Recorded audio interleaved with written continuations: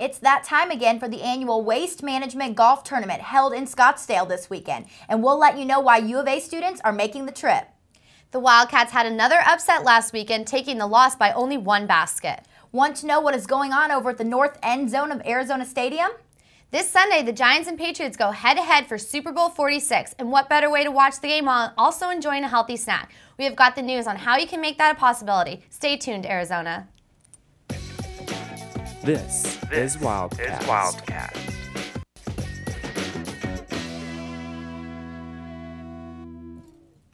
Good evening, Arizona. Welcome back to your Wildcast. I'm Marlena Hamilton. And I'm Lexi Suter. This weekend marks the annual Waste Management Phoenix Open, better known as FBR. The golf tournament always draws in a big college crowd, and this year's no exception. Wildcast reporter Alexis Montano gets the facts on this upcoming event.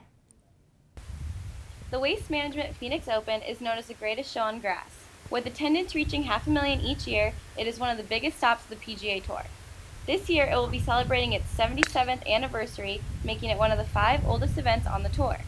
Annually, this golf tournament is played at the Tournament Players Club, TPC Scottsdale, a par 71, 7,200-yard stadium course.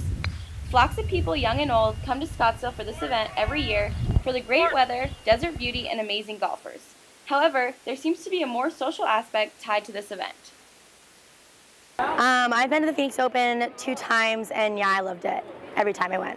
I went last year kind of just to take it all in because I know it's different than most other golf tournaments. The Phoenix Open never sleeps. For an entire week, there's golfing, food, drinks, and entertainment that doesn't stop when the sun goes down.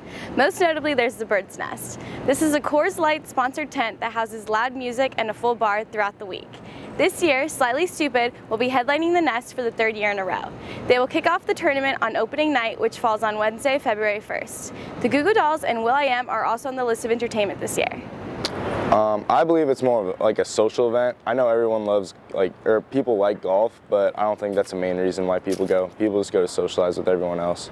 Definitely a social thing for most people. I mean, it's a huge party up there. I never pay attention to the golf when I'm there. You know, I'm not gonna lie. I'm definitely gonna say it's like in a tent. It's like in the corporate tents. It's like a giant frat party. The Waste Management Phoenix Open will take place from January 30th to February 5th. Players including Phil Mickelson, Dustin Johnson, and Webb Simpson will be competing for the first place winning share of over $1 million. You can purchase tickets online or at your local Fry's Marketplace stores. For any more information or for a complete schedule, go to wmphoenixopen.com. Reporting at the University of Arizona for Wildcast, I'm Alexis Montano. The tournament begins tomorrow and goes through the weekend. For more information, you can visit wmphoenixopen.com for more on tickets, concerts, and the social hotspots. Everyone from the U of A always goes to FBR every weekend. I know I've gone every year since my freshman year. Yeah, it's definitely something that you don't want to miss. If you have the opportunity to go, take it. It's true. A good time. And I don't know why everyone goes, but it's a lot of fun. Yeah, it is. The Wildcats lost once again, leaving the team in 5th place in the Pac-12. But it turns out they lost even more. Wildcats reporter Evan Murray has a story on what happened to our Wildcats last Saturday night and what else the team ended up losing. Students had to take a cat nap before the start of college game day, considering there were many overnight campers. But the static quickly elevated when Reese Davis, the ESPN host, came out to greet the students an hour before the set began. It was constant chanting and cheering from there. No lack of enthusiasm in McHale Center, regardless of the 6 a.m. early morning. Let's go Cats, baby! Dedication was shown, sleep was lost, all in the name of Wildcat basketball. Many analysts with exceptional resumes were in our territory, including legend Bob Knight. Also, a student won $1,800 for participating in the attempt to make a half-court shot for $18,000, and that finished off the morning set. The excitement of the show itself simmered while the anxiety of the game intensified. Throughout the game, Arizona was in a tough defensive battle with Washington. It was a dogfight, a fight that the Wildcats would soon lose. Fogg and Miller knowingly expressed why. That, Washington's a team that wants to turn you over, and in order for us to win, we couldn't let them do that. But we turned the ball over too much, and that's why we lost. Many times the story is the team's greatest strength either wins or loses the game. Solomon Hill had one of the best games of his career, holding on to 28 points, 11 rebounds, and also making the three-point shot that most thought would turn the game into overtime. Soon after, Josiah picks up a questionable foul with 5 seconds left on the clock, with the crowd contesting the refs. The score was 67-68 after a Husky made the free throw, and then another one, making it 67-69. Regarding the last play, Sean Miller points out it was a good one, but Solomon stays disappointed. Someone asked me if I should have called a timeout. I can't draw a better play up than a 3-inch shot. It got blocked. It just sucks watching your team go down when you had a halftime lead in front of your own crowd. Hill and Miller talk about the Cal game ahead and the future. I mean, it's a winnable game. We have to keep working to get better. I hope Kevin is okay. Unfortunately, after the press conference, despite signs of greatness in the first half by Kevin Parham, he is now out for the season with a broken foot. ESPN College Game Day, regardless of the 69-67 loss, was one to remember. I'm Evan Murray, reporting for Wildcast.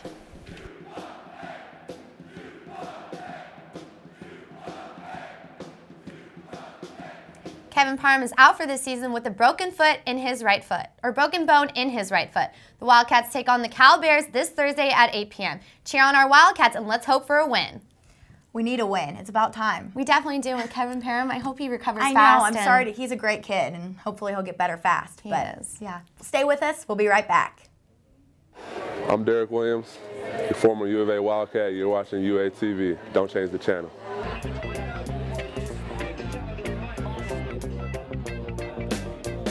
The life I lead is enough of a dog. I may have fleas, but I run a yard. I see those clones looking down on me, but unlike those clones, this dog is free. Oh Lord, it's a dog's life. Oh Lord, it's a dog's life, dog's life. Oh Lord, it's a dog's life. UATV 3 UATV 3 When I turn on the TV, I turn it to channel 3, cause they got all the greatest shows that I've been waiting to see. It's entertaining to me, cause it's pertaining to me and all the other Wildcats in the student body. We're broadcasting live to all the residence halls, so all y'all's in the halls, turn your TVs on to channel 3 for Sheezy, so you can see me and all the other happy people down at UATV 3.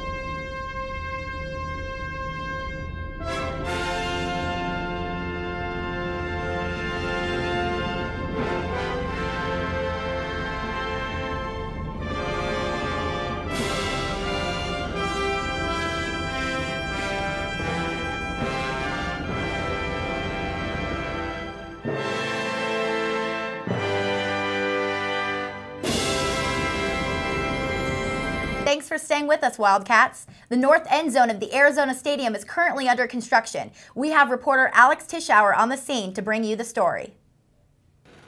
Last week, the University of Arizona broke ground on what is to be a year-and-a-half-long reconstruction of the north end zone. Phase 1, or the lower seating bowl, will be completed by the start of the next football season, while the entire project will be finished by June of 2013. Most students seem to be excited with the change.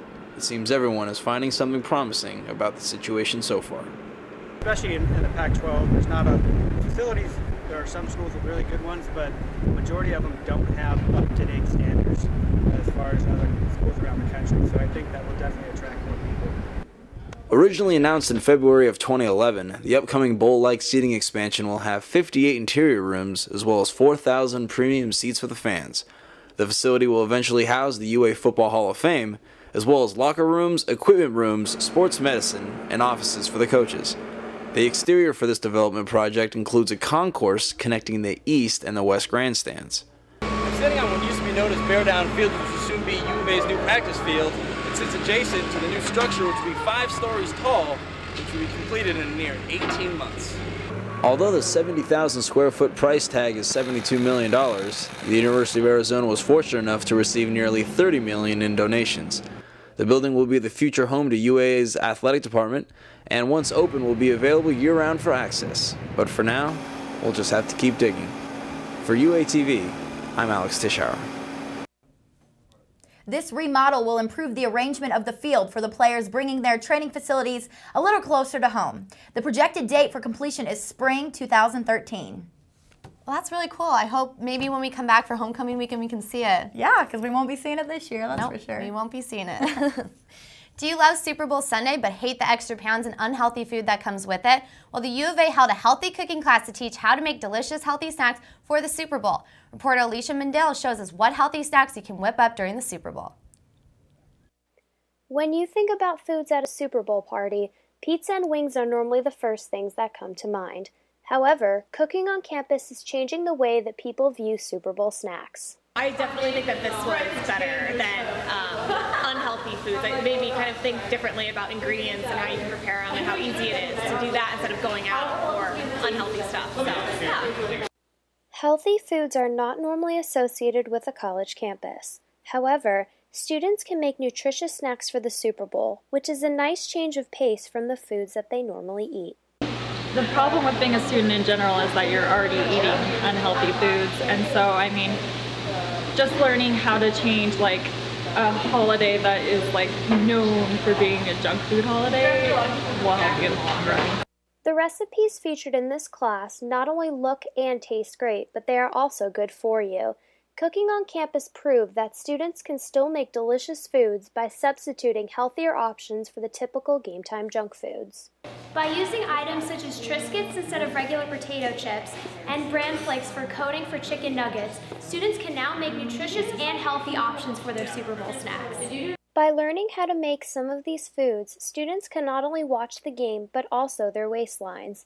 To find out more information on the recipes shown and more, go to www.uacookingoncampus.blogspot.com.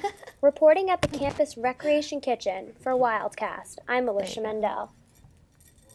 Do not worry, if you have missed a class, the Rec Center will be hosting more for only $5 per class. To register, call 520-626-3396 or walk into the Rec Center's registration desk.